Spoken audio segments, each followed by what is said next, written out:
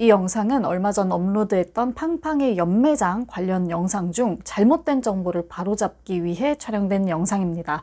해당 영상을 보신 분들은 오늘 영상을 꼭 살펴봐 주세요. 안녕하세요, 공복 여러분, 공백입니다. 앞서 말씀드린 것처럼 오늘 영상은 제가 앞서 촬영했던 영상들 중에 잘못된 내용이 있음을 알리고 다시 제대로 된 정보를 드리기 위해서 급히 촬영하고 있는 영상입니다. 지금은 지워진 상태이지만 얼마 전 업로드됐던 팡팡의 연매장 관련 영상을 보신 분들은 오늘 이 영상을 꼭 시청해 주셨으면 좋겠어요. 제가 정말 큰 실수를 했거든요. 먼저 진심으로 사과의 말씀을 드립니다. 지금부터 어떤 내용이 잘못되었는지 이야기해 보도록 하겠습니다. 얼마 전에 제가 너무나 잘 읽었던 이 책 팡팡의 연매장을 소개하면서 이 책과 관련된 배경 지식으로 중국의 대약진 운동과 문화대혁명에 대해서 제가 함께 얘기했는데요. 이 부분에서 제가 엄청난 착오를 하고 있었더라고요. 쓰면서 좀 더 자세히 이야기해 볼게요. 팡팡의 소설 연매장의 배경이 되는 시기는 제가 설명해 드렸던 요 시기가 아니라 요 직전 시기, 즉 1950년대 토지개혁 시기입니다. 요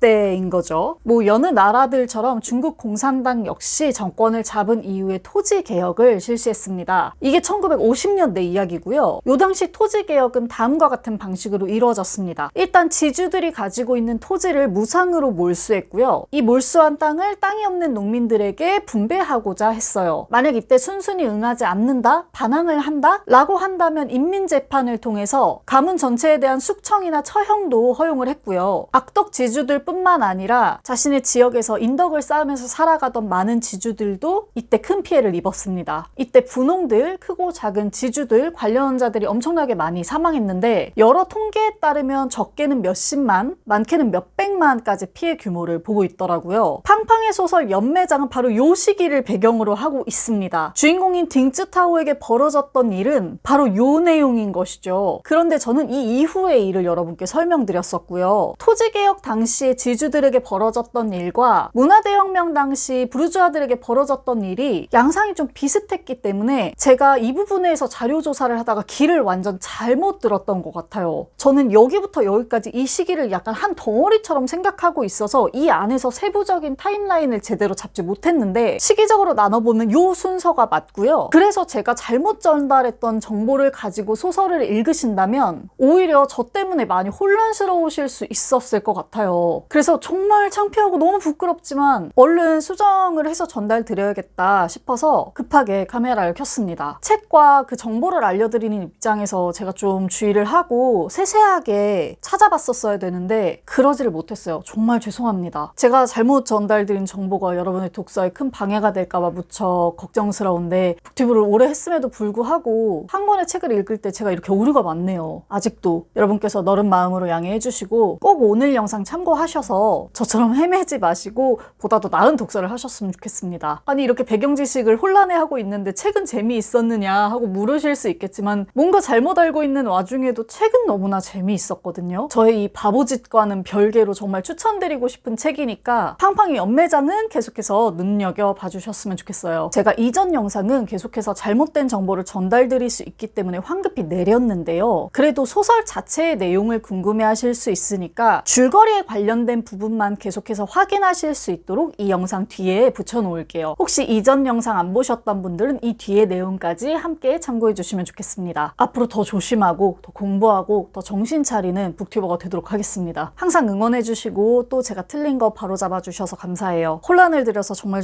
죄송합니다. 정신 잘 잡고 또 더 나은 영상 들고 올 수 있도록 하겠습니다. 자, 그러면 팡팡의 소설 연매장 줄거리 이어서 붙여드릴게요. 자, 그러면 이제 본격적으로 소설의 내용으로 들어가 보도록 하겠습니다. 소설의 시작에서 한 여자가 온몸에 상처를 입고 강물에서 건져집니다. 진짜 죽을 고비를 넘기고 살아났는데요. 자기 과거를 기억하지 못해요. 그래서 이 여자를 치료해줬던 의사가 이 여자에게 딩쯔타오라는 새 이름을 지어줍니다. 그리고 둘이 결혼해서 칭린이라는 이름의 아들도 낳고 새로운 인생을 시작하게 돼요. 그렇게 이제 시간이 지나서 이 아들 칭린이 무척 든든하고 능력 있는 사람으로 성장을 하게 됩니다. 엄마에게 효도하려고 큰 저택을 사서 거기로 엄마를 불러들여요. 맛있는 음식도 대접하고요. 근데 그때부터 딩쯔타오의 행동이 뭔가 이상해집니다. 난데없이 모르는 사람의 이름을 부르기도 하고요. 누가 자기를 때렸다는 영문 모를 소리도 해요. 게다가 화폭만 보고 그림의 제목을 맞추기도 하고 시조의 구절을 읊기도 무섭기도 합니다. 아들 입장에선 지금 이게 너무 이상한 일이에요. 왜냐면 자기가 알기로는 어머니는 평생 글도 몰랐고 가정부 일을 하면서 산 사람이거든요. 시조나 그림, 뭐 자수 같은 걸 할 수가 없는 사람이에요. 근데 어머니한테서 그런 흔적이 발견되니까 이게 어떻게 된 사실인지 이제 물어봐야 되잖아요. 근데 그 이유를 한번 물어보기도 전에 어머니인 딩쯔타오가 정신을 놓습니다. 혼자만의 세계에 빠져들어서 아무런 반응도 보이지 않아요. 어머니의 과거가 완전 미궁 속으로 빠지게 된 거죠. 그런데 뜻밖에도 이 어머니에 대한 어떤 조각을 자신과 함께 일하던 상사의 가족에게서 얻게 됩니다. 과거의 어머니의 가문, 어머니한테 어떤 일이 있었는지, 그리고 그 내용이 상사의 가족과 어떻게 얽혀 있는지 그 비밀을 칭린이 알아가게 되는 거죠. 이 소설은 딩쯔타오의 과거, 잊혀졌던 기억이 꿈처럼 이렇게 중간에 삽입이 되어 있고요. 아들인 칭린이 그 조각을 맞춰가는 내용이 이렇게 번갈아 가면서 나오게 돼요. 이렇게 해서 맞춰지게 되는 조각이 너무나 흥미롭고